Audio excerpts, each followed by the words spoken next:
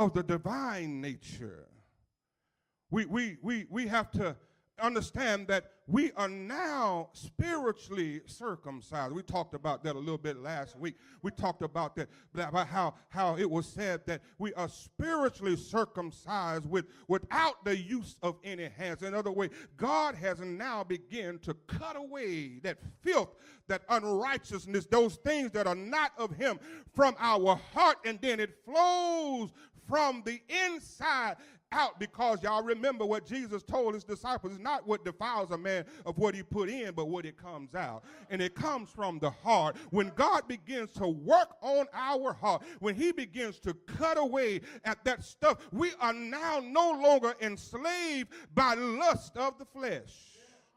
Ephesians 2:3 says it like this. He says, among whom we all have lived in the passion of our flesh. What he said then was that we all have been through it. We all have had these fleshly desires. We all have done some things that we know we ought not have done. We all have been some places we know we ought not have went. We all have said some things that we ought not have said. But look at what he says. He says, among whom all once have lived in the passion of our flesh, carrying out the desires of our body and our mind. We were nature children of wrath like the rest of mankind. But when you come into Christ, he said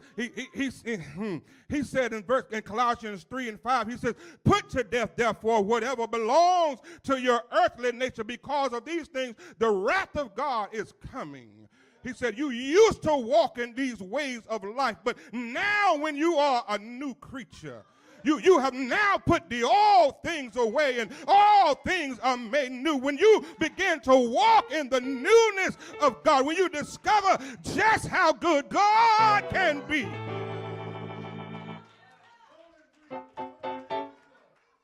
He said, don't lie to each other about what you used to do. Don't lie. Don't take it for granted of where I have brought you from. But let your testimony be a witness to somebody that if you're looking down at me right now, you have no clue of what I've done or what I've been through. But I serve a God in heaven that he is able. He's able to do anything but fail.